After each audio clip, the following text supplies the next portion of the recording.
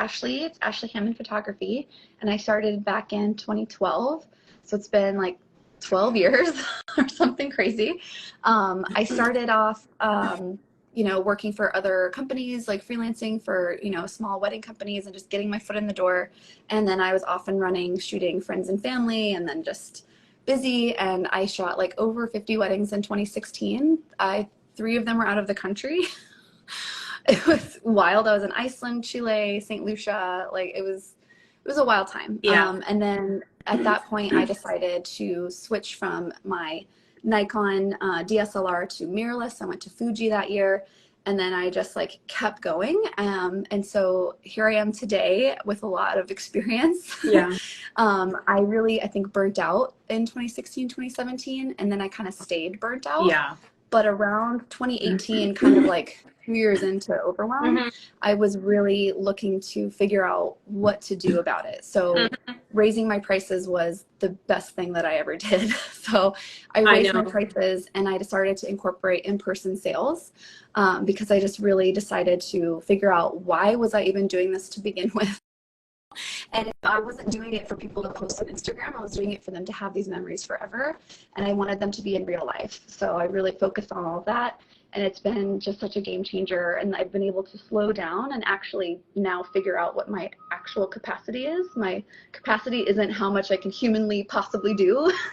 It's like a couple shoots a week. It's 1 wedding a month max, that kind of thing. So I think your pricing and your schedule just really go hand in hand. Do you do mostly weddings, or would you say do you do family and weddings like 50-50, or you do also commercial work, right?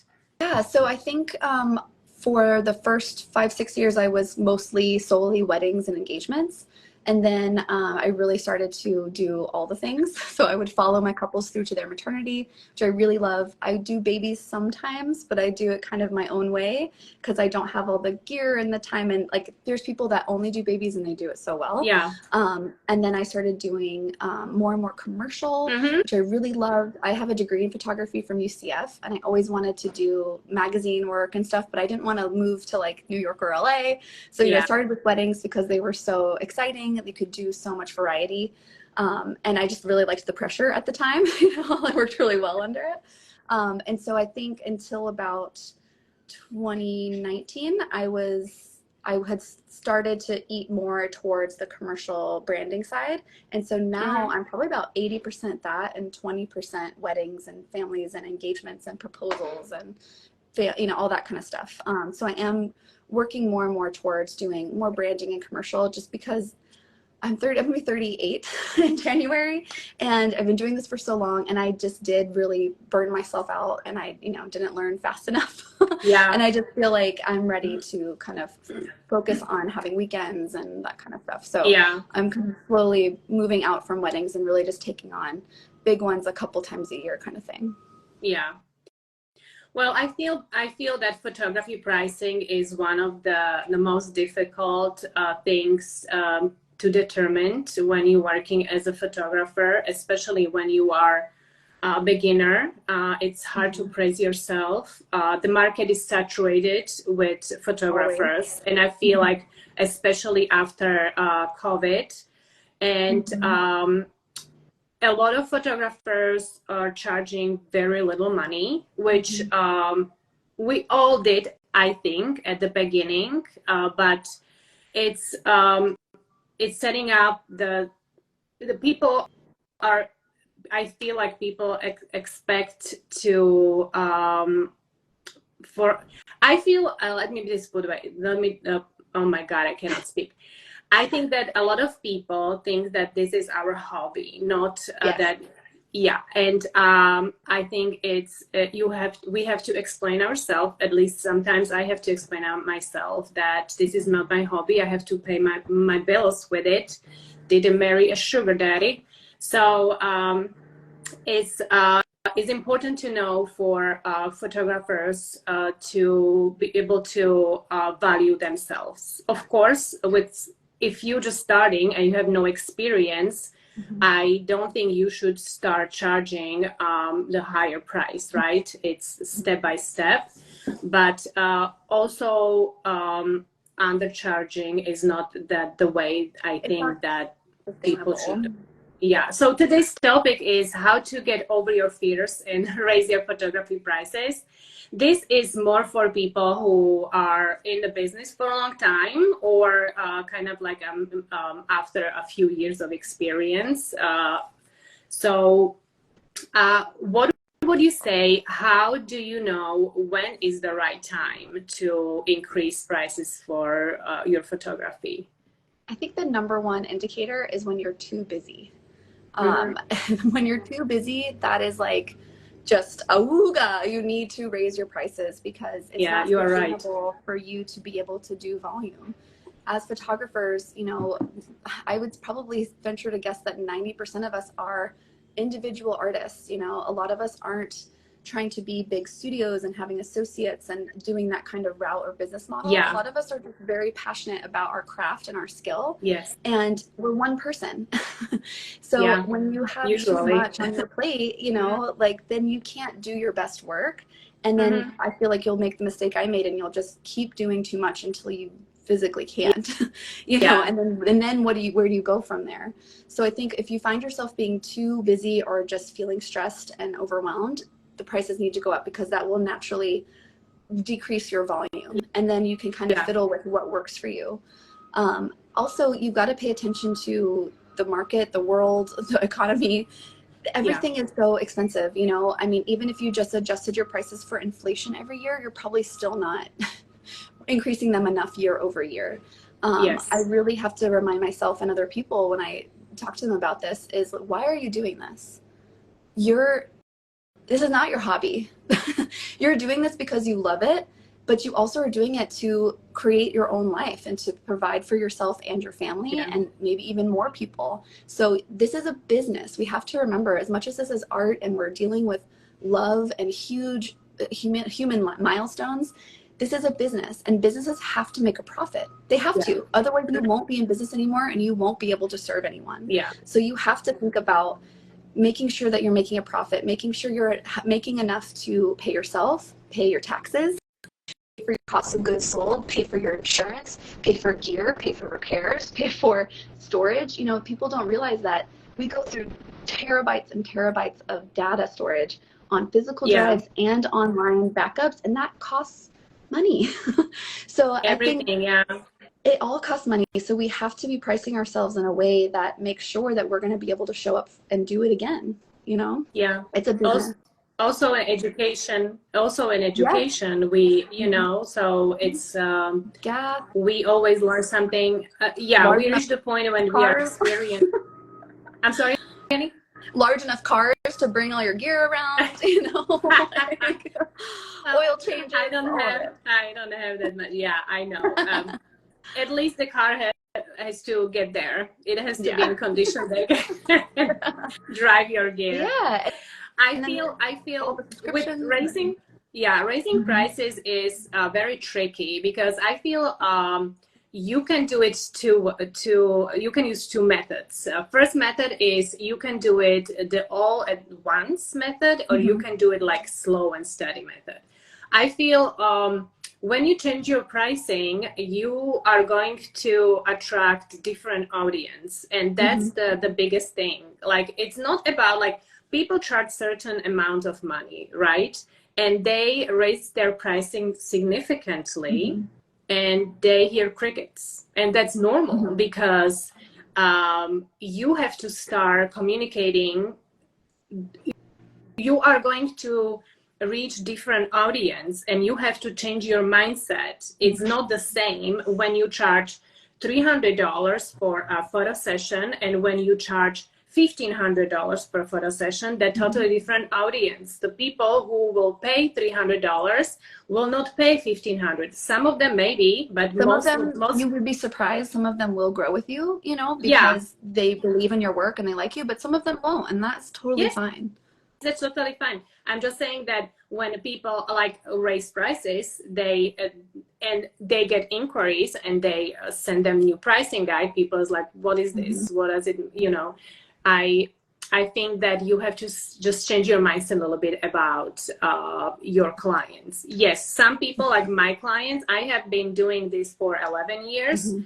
I was doing also weddings for first 6-7 years, and after I added families, and I started doing videography in 2020. And yeah, I had to change my mindset. Mm-hmm. We talked about it before about pricing, and I think I underpriced myself with so many years of experience and what I can offer to my clients. And from my own experience, and being honest here, when I raise my prices, yes, it's scary, but in this economy, I had no choice. I had no choice. I have to raise my prices to be able to pay my bills, or I have to find some other job, So, and yes, you are right. There are some clients, they reach out to me. I'm talking about family photography, right? And they wanted, I had a few, they wanted a video too, because I do both. I do family photography and videography. Which is so cool. Yeah, I create family films, which I totally love. And I love to hang out with kids. These are my favorite people who hang out with. But I sent them my new pricing guide, and they weren't happy about it, which totally understand. I informed them that this happened. I had to do it. And they say, well, we don't like it. I was like, okay, that's totally fine. I'm going to try to find you somebody else. And I reach out on Facebook groups, but unfortunately, there are not that many family videographers. Yeah. I was surprised. Yeah, I was like, oh, so I found like 2.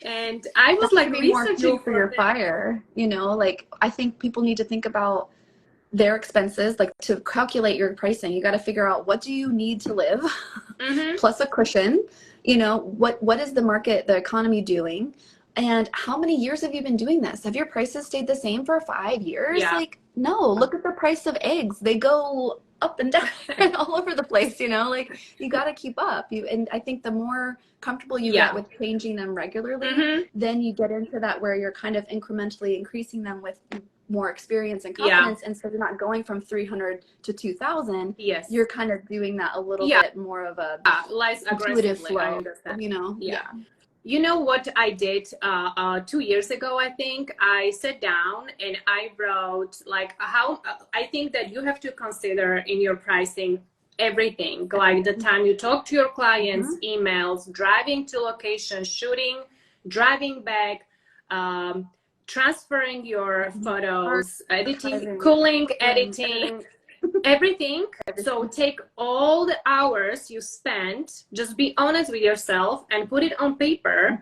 And after, you can take how much you charge, divide it by hours, and you will see how much you make per hour. And that it's amazing what you can discover. Yes. And people are.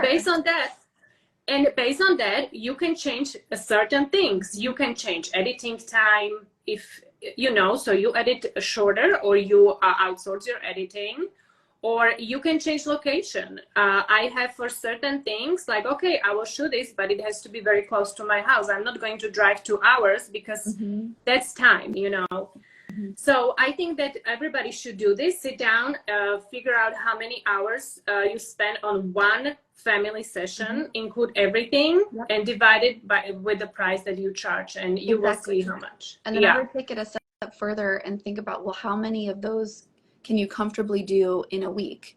And then you extrapolate that out for how many clients do I need in a year? And is that going to make me what I need to make? And if it doesn't, then you've got to figure out what will, because you can't. I had such a poor mindset of, I'm just going to take as much as I can. Like, I will just superwoman, white knuckle, do as much as that comes to me. And my husband would always be like, but what's your capacity? How do you know if you're fully booked? And I'm like, I don't know. Like, I just keep booking it. If I'm available, I'm booking it, And it took me so long to realize, oh my gosh, like, that's just, that there's no planning in that. There's no intention in that. So then I really had to sit down and think, okay, well, how many things can I really comfortably do in a week, in a year? And then like what your goals to book are. And then you got to look at, like, Tampa Bay has like 3 million people in it. If you only need 50 people a year, You know, Yeah. like that's the motivation to like, okay, if I need 50 people at 2,000, or do I need 20 people at 5,000? Yeah. You know what I mean? You kind of work those numbers. Yeah. So I think that after you have so many years of experience in this business, so you have your clients, what advice would you give to photographers who wants to raise pricing, but they're afraid that they will lose their existing clients? What would you tell them to do? Advertise, ads, groups, like what would you say? I would say do your math and calculations. Like, don't do anything too drastic. But if you do have a drastic number that you want to get to, have like a plan for how to get there or a timeline. But I think the biggest thing is that I think what makes people afraid of doing this is that they think that their clients are going to think, oh, you're just charging double for the same thing. And so to help you with that, you've got to add more value to what you're doing. Okay. So what I did to add more value was to have in-person sales as part of it. So I decided to restructure my pricing where my session fee went up, but then you also don't get anything from the session. The session fee is just paying me for all of that things that you just said. That's just to make the photos. But the whole point of this session, you're not going to spend $800 just to have an Instagram post. You're going to spend $800 because this is your first baby. This is your wedding. This is something very important. And I'm going to make sure that you follow through on that investment. So we are the gatekeepers. You know, if I just turn and burn and send you images, I have no idea if you ever do anything with them. And usually you don't, because life just keeps moving forward and you don't have the expertise on how to order prints or how to hang them or do any of that stuff. So I do. You hired me because I have that eye. So I wanted to fulfill the whole process. I wanted to add the value. So I wanted to say, great, I'm going to make sure you get hair and makeup. I'm going to help you figure out what you're going to wear. I'm going to plan on where we're going and what time. I'm going to handle all the logistics. You're going to show up. I'm going to direct you. We're going to have a great time shooting. Then 2 weeks after that, I'm going to, go through and call, and I'm going to edit, and I'm going to make a slideshow, and I'm going to pre-design an album and pre-design a wall gallery or whatever it is, like, but I'm consistent about it. I always do an album. And if I know they want to do other stuff, I'll just pre-mock all that up. So I'm doing all that work for them. Wow. Okay. And all they have to do is they come back and they sit down with me and they figure out what they want to do with their pictures. Most of the time they just want the digitals, but they are getting something more from that, because what I do is I'm in control. I decide what the prices are. I decide what the session is. I decide what they're getting, what they're not getting, all that stuff. Okay. So if they just go with digitals, I also include prints. You can't just get a USB. You can't just get a download. If you're buying just digitals, you also get prints. And you can ask me to take them out and discount it, and I'm not going to, because they're a gift. Because if you end up with just a USB, I need to know that that month of work that we did exists somewhere in your life. Whether they end up in a drawer or not, I don't care. But I know that they're printed. What do you think about when you talk about prints? What do you think about instead of giving them print, give them a print credit? No, you are not. No, you don't like absolutely that. Not. No, and they need to decide during the reveal session, is what I call them, when we're having that ordering time, when I get to show them all their pictures. The perk of this too is I get to see their reactions. The reason we do this is because we love it and we want to see people happy. And if I just send you a gallery and it's just off in the ether and I never get a text thank you, I feel like shit. Like, honestly, I feel like I did a bad job and that you're not happy. And I just want the attaboy. I want to know that I did a good job. So when I control the situation and I make sure they come back and we sit down face to face, I get to see how much they loved it. And that's huge. Yeah. And then, I lost my train of thought. What were you saying? About giving print credit. No. Yes. So that hour, that time is for them to get these things decided. You're in front of me. I'm your expert. I know what to do. I've got it all done. We're going to decide right now. Yeah. If I send you home with homework, forget it. You're not going to do it. And that you're never going to use your print credit, which is a shame. Or you're going to come hound me a year, 2, 3 years later when I'm really busy and I don't have time to go back and do work from 3 years ago. Yeah. No, absolutely not. We're doing it now. Do you choose the prints for them, or they choose the prints? I kind of go back and forth. For a while, I would just choose them.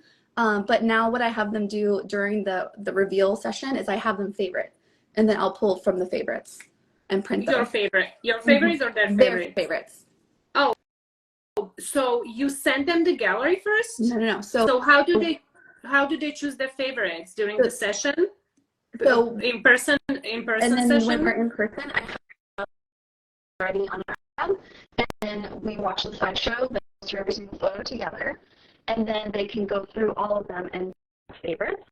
And then if they've just gone with the digital collection, then they're getting a USB with everything on it, and then they're getting some prints included in that. And so I will do those their favorites that I picked during our time together.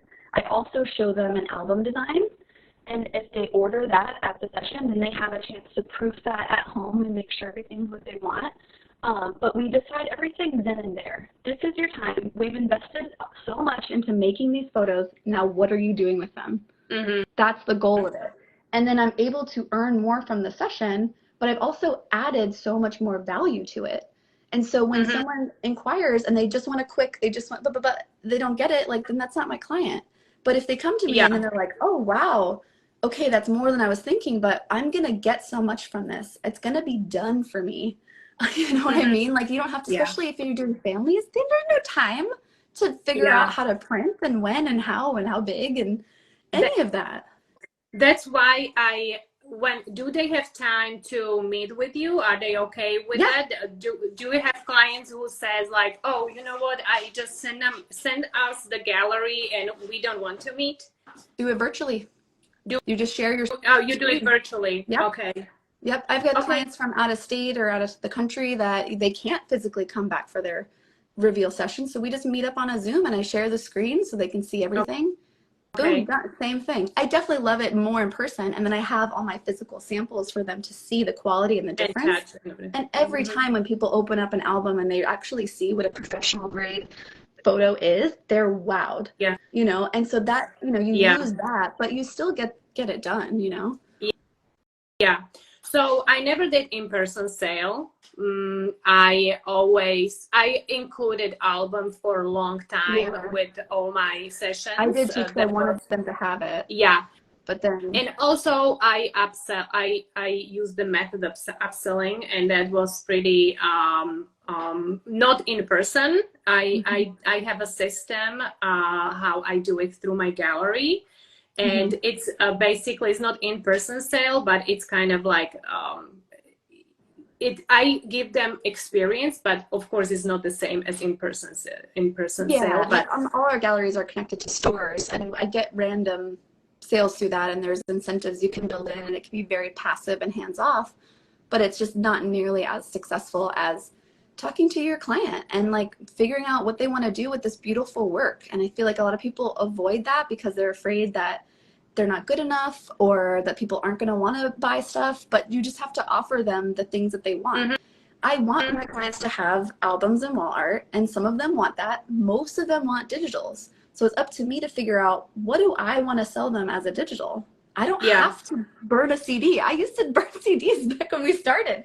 You know, we don't have to just send an email link. You can decide what they're going to get, and they're going to thank you for it. I've had clients come back and just be like, wow, like my friend just got married and she didn't get anything. She has nothing to show for her wedding, and she costs twice as much as you, Ashlee. Like, people are doing it every day. Like, we're one person and you're in charge. You're in charge of what you're shooting, how you're shooting it, what you're charging, and you just have to remember that you decide what to sell and how much it's going to cost.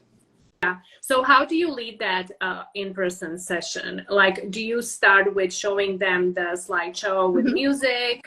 And after that, like, can you just tell me, like, step by step, what do you do after? Perfect. Yeah. So from the beginning, from the inquiry, I tell them how the process is. I'm like, hey, the session fee is $800 or $1,200, whatever it is. Then that's going to get you this. It's not going to get you this. Then what we're going to do is going to get back together after the session to go through the gallery, and then you're going to decide. So I'm very clear on what the process is, and I repeat myself at every stage. That's smart. So yeah, so once they do like sign up for the session, you know, they pay for the session fee, and we have their session. During their session at the end, say, great, cool, this was amazing. we're going to meet back up in 2 weeks. I'm going to email you to schedule it. We're going to get together. You know, sometimes I'll have like champagne or treats or something, but you know, you don't really need all that. We're just going to get together and we're going to go through the pictures together and we'll figure out what you want to order. And I can already touch them then. Like, have you done your save the dates yet? Do you have a gallery wall in your house? Like, do you like albums? Like, what, you know, get the juices flowing, get them excited about it. Yeah. And then I email them and we schedule when we're going to meet. We're either going to do an online Zoom or we're going to meet up at like Hyde House or something like that. I'll get a conference room.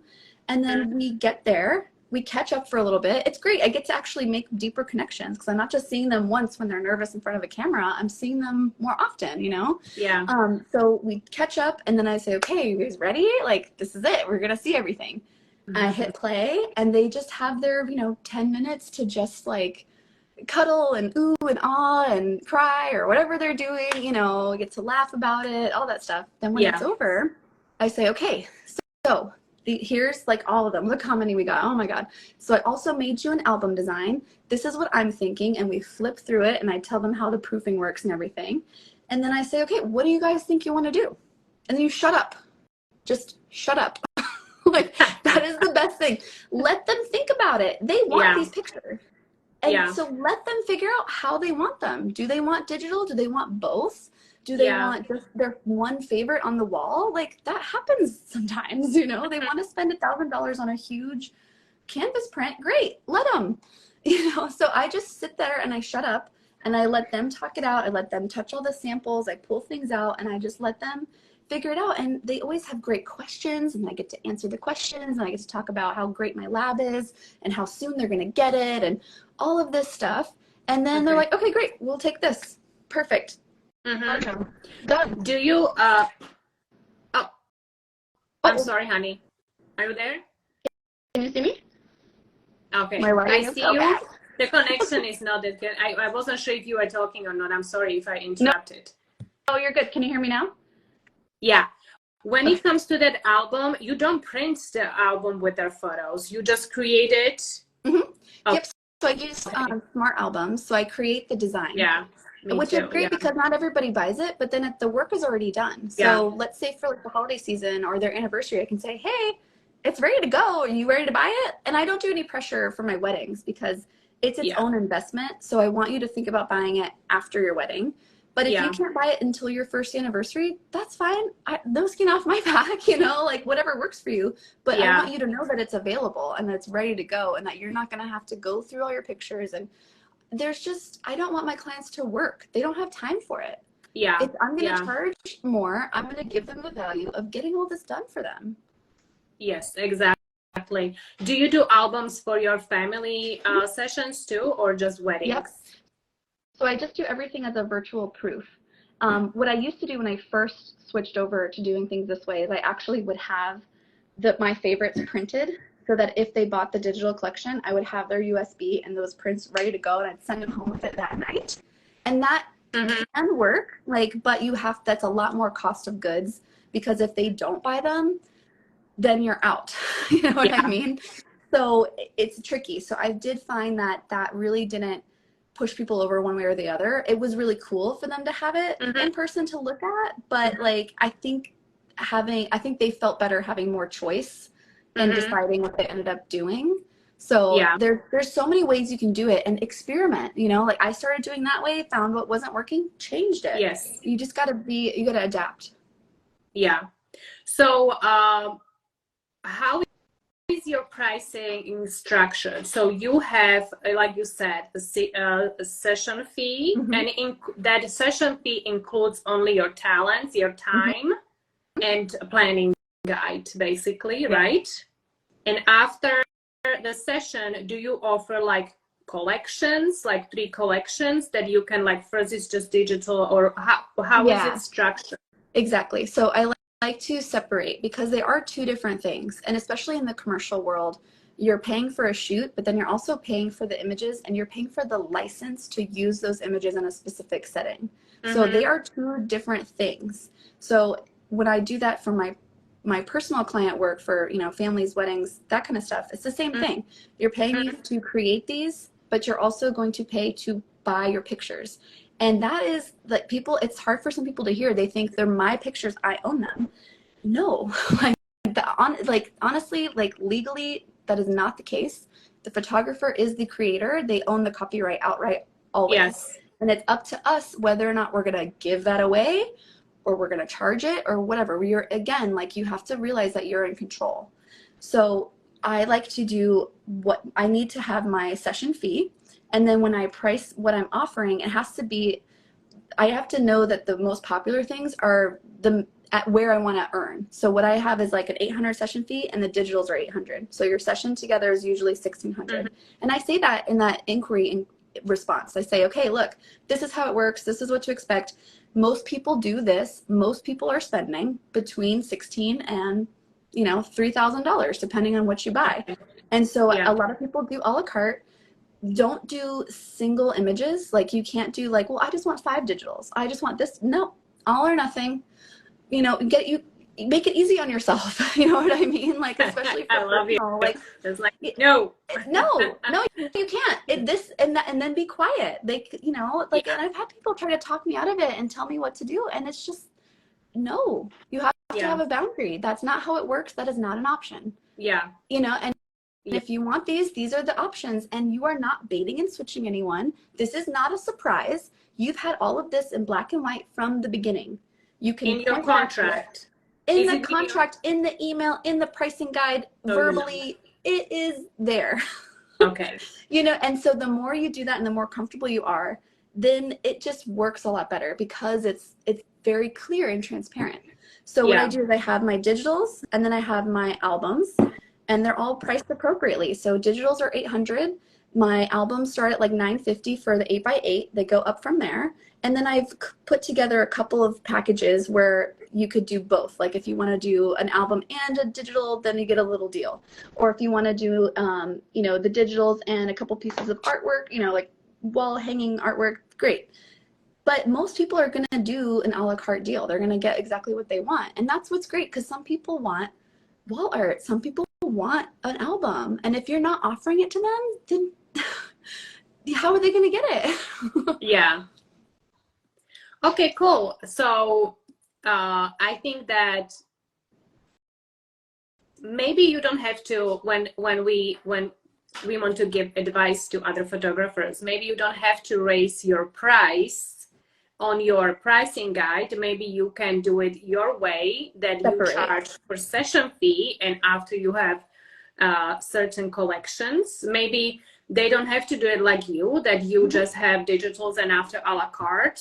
Maybe they can do 3 collections. One is all digital files. I would include, you are totally right.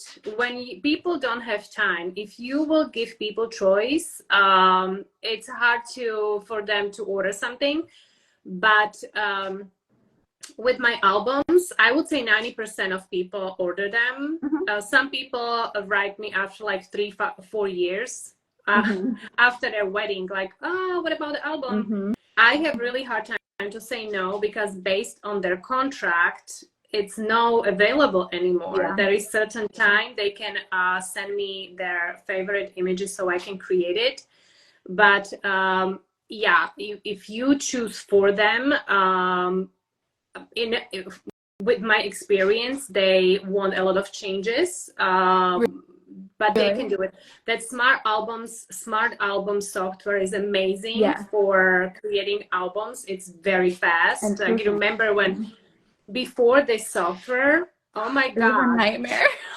Like an actual nightmare. It was like hours and hours and hours to create an album. It was very smart person who created this software, because I think a lot of people use it. It's very user friendly. They can exchange the photos very easily. It's amazing software to use.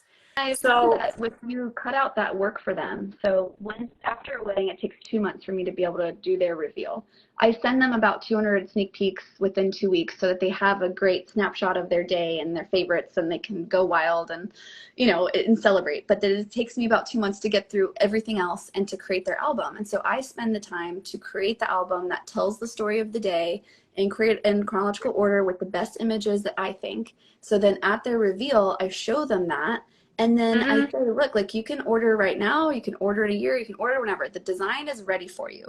All I have to do is send you that proofing link, and then you have a starting point.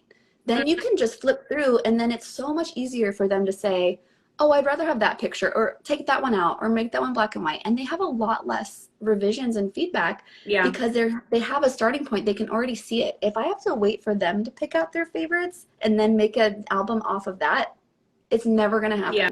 It's never going to happen. It's never going to happen.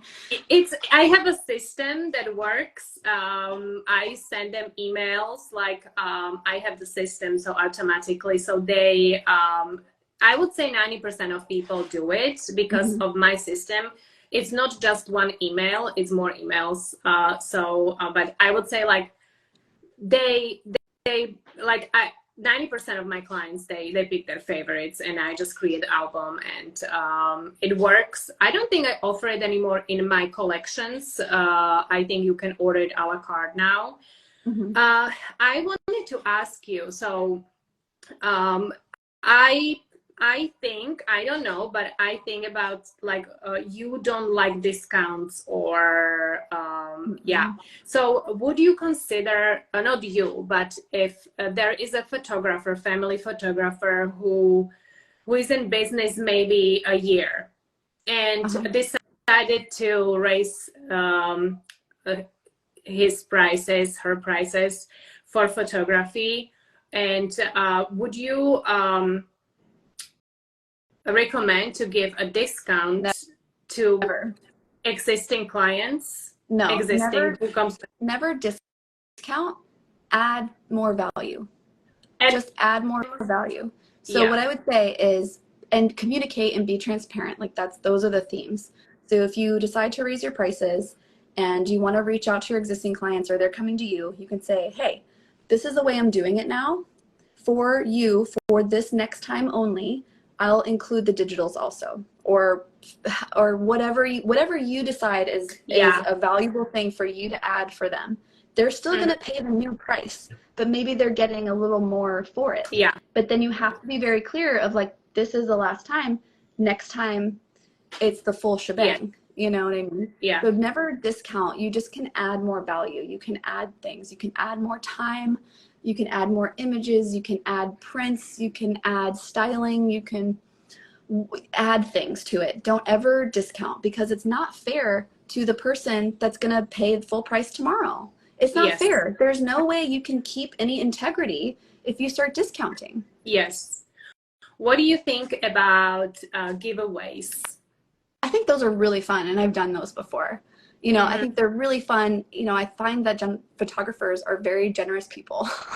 We want our clients to have it all. We want to give them everything. We do, but then that doesn't sustain ourselves. It doesn't. You cannot have a business. You cannot operate if you give everything away. So I think if you decide once a year or whatever you want to do, if you want to do something to give back, and you do some kind of giveaway, and it helps you to bring in, you know, more marketing or something, great, do it. But make it very clear, like, this is the value of it, and this is what I am giving away. But it's, you know, it's a lot more clear of this is a fully gifted thing versus, oh, I'll discount for you because you asked, but you know what I mean? Like, that's just not cool. Just because, so if someone else came to you and didn't ask for a discount, they don't get a discount. It's just, you can't keep it a level playing field when you do it that way. From my experience, giving discounts never worked. No. It's usually people who I gave discounts in the past, they're the biggest pain in butts. Yeah, it always comes back to bite you. Yes. And it's like God is telling you, like, don't do it. No. But giveaways also, it didn't work for me because my goal is not to have 1 million followers on my social media. Exactly. My goal is to have the right followers on my social media and the right people to follow me and like my work. My target audience is very specific for my work because my photography and videography is more like authentic, genuine, and I have my people, right? Exactly. Everybody's style is different. If you want to do thing that I'm so glad you mentioned that, because that is that is it. That's why people's pricing is all over the place, because everyone is different and everyone has different requirements of their life, and everyone has different goals. Everyone has a different style and a different service. So you can't just go apples to apples and say, well, if you're charging 500 and I'm charging 300, then I'm worse than you. Or you have to just figure out like what you're doing and what works for you, and then use that to help yourself have the confidence. Like, look, I'm doing something that no one else is doing. Sure, you can go down the street and pay less or pay more, but you're going to get something different. So you have to have the confidence of like, this is my price and this is what you're getting. Yeah. And if you want, I think that it's, I definitely think that it's scary to raise your prices, especially this time of year when everything is so expensive and people are they just take jobs left and right. I had recently a coaching session, because I do it sometimes with, she is a wedding photographer and family photographer. And we were just talking back and forth, and we're talking about pricing. And I don't think she has right to raise her pricing yet, because she's just starting. She doesn't have any experience. So I told her, like, no, you have to just go down and dirty and just do, you know, like work kind of thing. Experience is not just like, oh, I will do it 5 times and I'm experienced. If you do family or wedding, you have to do it at least for a year and charge. This is just my opinion. You cannot charge $10,000. Nobody will book you, first of all, but you have to get experience. But we were talking about pricing, like for later and stuff like that. And she said, like, well, if I charge more money, I have to give the couple, like, I have to like hire all of these second shooters and this and that and have the best gear ever. I was like, no, that's not how it works. Like, when you charge more money, doesn't mean that you have to have 5 second photographers, a second, third, fourth, fifth. You know, so it's just interesting how people think, and it's interesting when I hear from other photographers that it's just scary for them to raise pricing because they are afraid that they will lose their existing clients, which is totally possible. But I believe that if you in your heart will feel like you are not worth it, and your brain will tell you, like, you have to raise it, but if it's not in balance, your heart and brain, it will not work. Exactly. You have to change your mindset. You have to believe in it. Yes. You have to trust yourself, know that you have the experience, know that you're giving the value, and then you got to jump. Yes.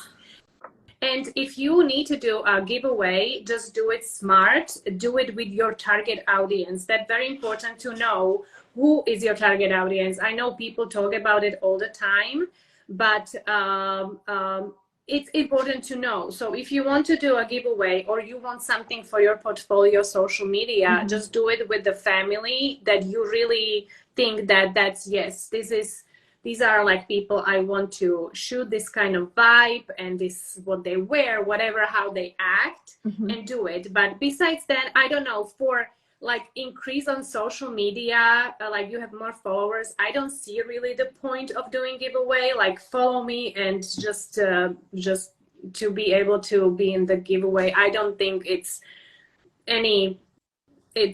not something that I would recommend. But I think the most important thing is to just communicate who you are, what your process is, what you value, so that when people come across your work, hopefully they're stopping because they really connect with the art, because they like your color, they like your composition, they like the art. And a lot of times they don't know why, but they know they like it. Yeah. Then if they can know who you are, they're going to book. You know, they're going to want to work with you, but you have to bridge that gap. You know, you have to show them what the experience is going to be, how people are getting from the inquiry to these really amazing photos. You know, like, it is not just a quick, oh yeah, sure, I'll meet you in the parking lot in 30 minutes. Like, no, it took us so much time and planning and styling and weather checking and all that stuff. So I think if you can kind of like just better communicate that you are an artist, you are an individual, that you're not Target, you can't come in with a coupon, you know, that will help you. Yeah. I wanted to ask two things. First, do you do in-person sale with your mini sessions? No. So I do a different thing for those. So I offer a mini session and I offer a quick family session. And for that, I just include a certain amount of digitals, but I control it all with the gallery. So for mini sessions, I usually, because it's like Christmas time, I usually just like surprise say like, you're getting all the digitals. But for when people book just like an hourly family session, I don't do I used to do like the full workup, but I found that a lot of those people are people that have gone through their engagement, their wedding, their maternity, all those full sessions with the styling and the makeup and all that stuff. And at this point, they want to work with me because we love working together and they know that they're going to get what they want. And I feel like it's just easier investment for me and them to just say, yeah, it's just an hour or whatever. Come as styled or not styled as you want, but then you're only going to get, let's say, 30 files. And so then I have it built into the gallery system, those like packages. So they have like a preview time. There's so much AI and crazy stuff out there. So I use pick time. And so when I just send them their gallery at that point, and then there's usually so many pictures because I overshoot. So there's probably like 150, who knows. And so they can either just say, yep, I'm going to stick with just the 30 and not pay anything extra and just do that and pick those out on the next step. Or they can say, well, I'm going to get more. I'm going to get 75 or whatever, and I'll pay the extra 300. Or I'm just going to buy out the whole gallery. Yeah. And so I'm going to pick that option. And then when I get in there, I'm just going to download all of them. So I'd leave it up to them because some people, they really only do want a few pictures. And I know that I priced my session accordingly so that if they didn't buy any extras, then it's fine. I still made what I needed to make. And then if they upgrade their gallery, great. I made a little extra. So I do it like that. You are talking about mini sessions right now, Mini right? sessions and just like my hourly like family session, since I don't focus on that and I only have like a couple people a year doing that I've been working for a long time. We just do it that way where they're just going to book an hour, maybe they do 2 hours, and then I send the gallery and then they decide how many pictures they want to do. But we do that through the gallery system. And for minis, I just send it to them because you got to think about your investment. Like if I'm going to do a mini session, it only makes sense if I just send you the pictures. Yes. Like I'm not going to do an in-person for that, but I'm going to make sure that the gallery that I send you is set up so that maybe you're going to buy stuff and at least it's there for you, but a lot of people don't. They just download them. So for your quick session, you send them, you use pick time, you said. So you send them a session, probably there is a slideshow with the music, right, on the top. Yep. And on the bottom, you have like 3 collections that they can choose. Yeah, they so it shows everything and then they decide, It's all built in. It's called like a sales system in pick time. There's a couple of ways you can do it. Yeah. Do you use only pick time or use Pixie Set too? I came from Pixie Set, so I was with like Shoot Proof first. I don't even know what I did first, and then Pixie Set for a long time, and then now I've been with Pick Time for a while. Yeah. I hear from a lot of people that switch to pick time because it gives you a lot more options to sale. Yeah. Last question I have. So when people send you an inquiry, do you schedule a phone call? When we talk about photography sessions, do you schedule a phone call or do you send them your pricing guide? I do both. So I'm very transparent with my pricing. I have all the ranges on my website, but people still don't read. So they'll still ask exactly. Sometimes they'll be like, hey, I saw and this is the price and okay, I want to talk more. And then it's like, oh my God, you actually read it because all the information is there. Yeah. But if not, I'm just like, great, here's a link to the pricing. Here's a link to the calendar. Let's get on the schedule to talk. So I send them all of the information and I do the links to the pricing guide and to my Calendly to get on a Zoom and talk together. And then we have that consultation. It's a free consultation. We talk, we figure out, is this going to work? I can talk even more about the process and then we can get it scheduled and we can figure out what day and all that kind of stuff. So I think that's really important.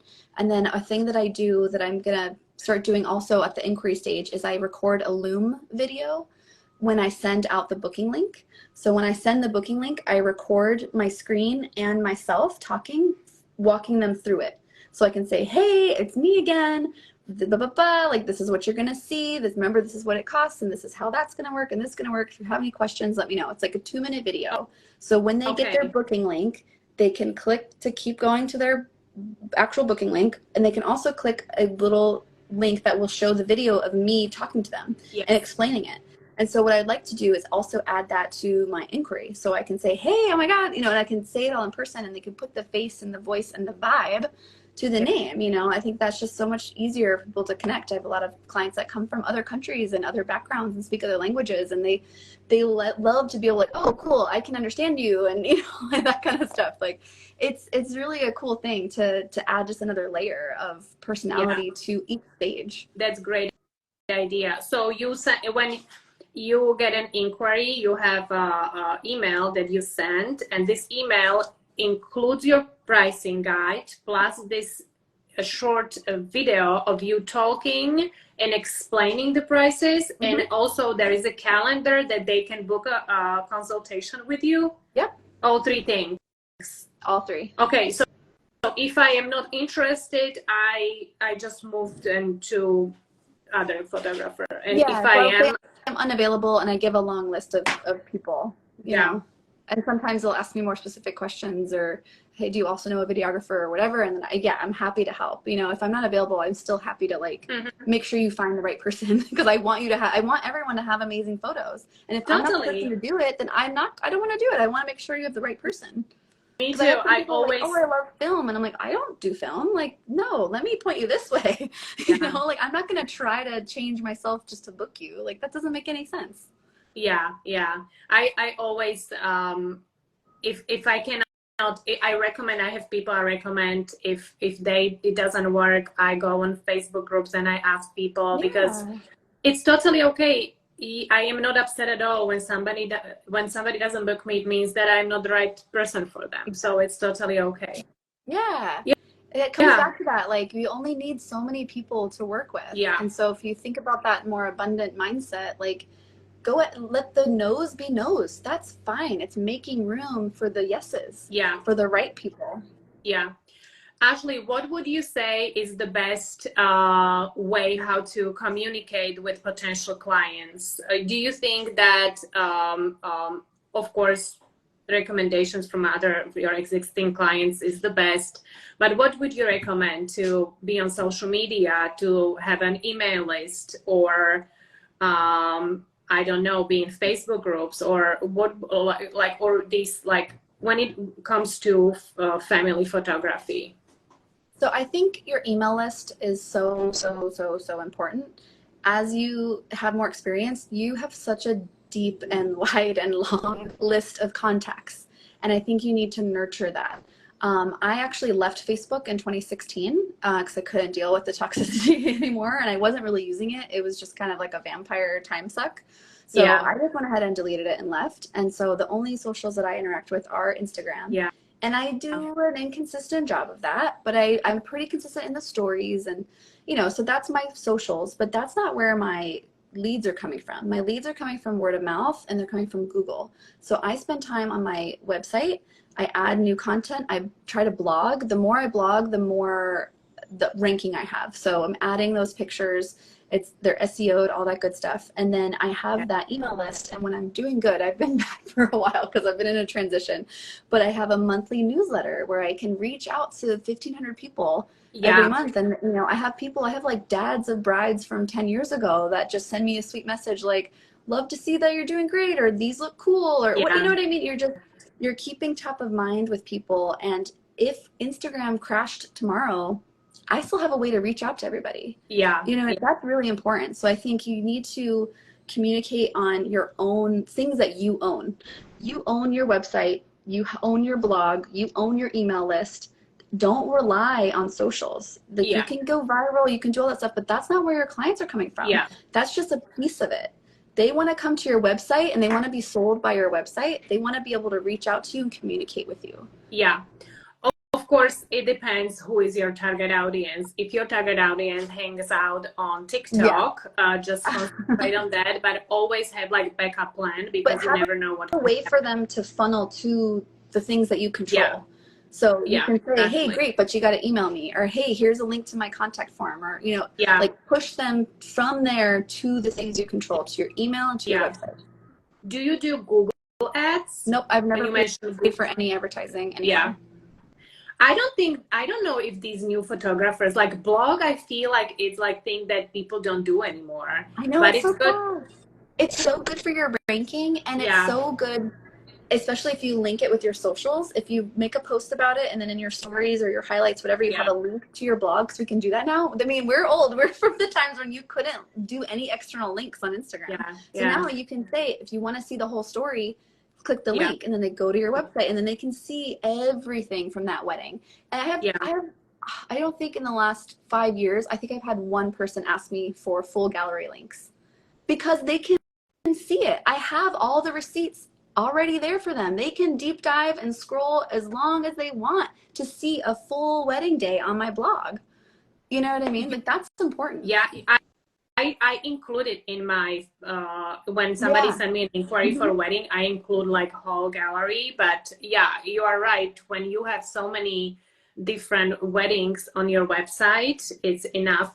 And also, if you want to keep your website clean, you don't have to include like blog on your website. You can still post and people still can find you on internet. So that's important. Yeah, social media changed so much lately. It's just pain in the butt to deal with this. I am not the type of person. I don't have TikTok. I can't. I will lose it. I will never get anything done. Yeah. No, I am not really a big social media person, but I have a TikTok, and I went there and I put like one film there. It was engagement session film. And I was like, okay, it's not doing anything. Goodbye. Yeah, you got it. I think what's important is that you are consistent and that you put your energy out.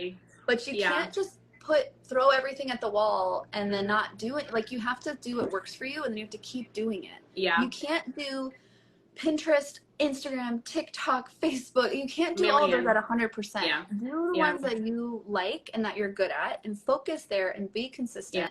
And, dabble in the other stuff, but like, have at least one social that you are consistent with. But remember that it's social. It's social. Yeah. You got to do the work. You got to get them to your website. You got to talk to them. You gotta, it's just one little piece of the puzzle. Yeah, it was great when Instagram started. I book like 80% of my work through Instagram. It was amazing, but it changed after, and it's not like that anymore. No. Also, I want to say, if you are a videographer, if you do wedding videography, your family, just make sure you have YouTube channel and make sure that it looks nice. Try to organize it as much you can. Try to write some good words for search engines, because it can find you through YouTube too. So I think that it can be overwhelming this is why I said it's important to know who his target audience is, because you know where your target audience hangs out. If your target audience is old, go on Facebook. Exactly. When you want Instagram. When you want to talk to parents, because I have a few weddings that the parents booked me, not even couple. So I am still on Facebook. It's kind of like I post on Instagram and it goes on Facebook. It's just hard, but consistency is very important. But if your clients are on TikTok, just communicate there. Make sure you have other options too that you can control. Like you said, website, blog. You can still do blog. Let me show you Luca. Oh my gosh, my lighting is not good, guys. I'm stuck in my office and it's a mess. Oh my god, that's not even real. Oh my god, he looks like a cartoon. Oh my god, so ugly. How are your cats? They're all so good. We've got all three of them running around right now. Yeah. Oh my goodness. They're watching all the people taking down the trees, and they're all scared and airplane deered. I remember, I don't know, it was like a trend on Instagram a long time ago. There were like cats everywhere. Oh yeah, there's a lot of cat content, and I watch all of it. Yeah, when you click my Instagram when you try to find something, yes, mine, all dogs. Yep, it knows. The algorithm is good. Yeah. Okay, Ashlee, thank you so much. Is there anything that we forgot to say? I don't think so. I think we covered a lot of it. I think people need to work on the mindset and the believing in themselves, because you're, like you said, you're never, if your head and your heart aren't in alignment, you're going to have a hard time. You're not going to believe in what you're offering. And that's just rule number one. You have to remember that you're a badass. You have to remember that you're a good photographer. You have to remember that you're in this to pay your bills. Yeah. You have to keep all that stuff in mind, and then find that confidence to move forward with it. Because you can't you won't be able to do this in 5 years, 10 years if you don't treat it properly. Yeah. I agree. You are so smart. I wear the glasses. My logo and everything. Thank you so much for having me. This was really cool. Thanks for being patient with the chaos.